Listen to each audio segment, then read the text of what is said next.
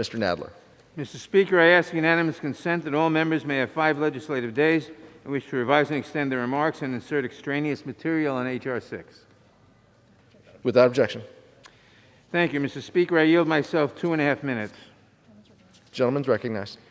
Mr. Speaker, H.R. 6, the American Dream and Promise Act of 2021, is vital legislation that establishes a path to lawful permanent resident, or LPR status, for 2 critically important populations that are in dire need of protection.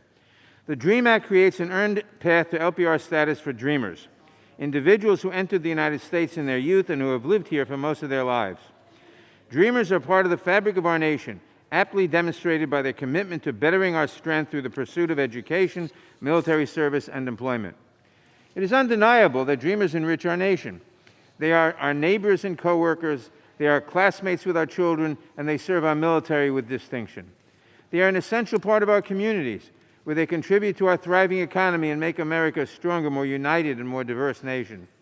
Similarly, the Promise Act provides a path to LPR status for individuals who either held or were eligible for temporary protected status, TPS, as of January 1st, 2017, or deferred income departure, DED, as of January 20th, 2021. TPS is a form of humanitarian relief provided to individuals from countries experiencing dangerous conditions and crises. DED is like TPS, but it is derived solely from the President's constitutional powers to conduct foreign relations. Like Dreamers, TPS and DED recipients are essential to our communities. Many of them have lived in the United States for decades. They make up a significant portion of the workforce in key industries, including construction, food service, and home health care. They contribute to the U.S. economy not only through their work, but also through consumer spending and tax revenue, and they have been particularly essential in serving our country during the COVID-19 pandemic. I have no doubt that some of my Republican colleagues will stand before us today and use what they claim is a crisis at the border as an excuse not to support this bill.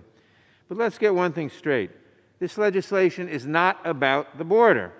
This legislation is about finally delivering on our promise to America's dreamers and others who are equally deserving of our protection.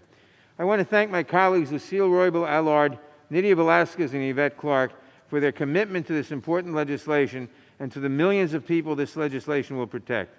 I hope that all my colleagues will stand up for them when it truly counts and will support H.R. 6 today. I reserve the balance of my time. Gentleman from New York reserves.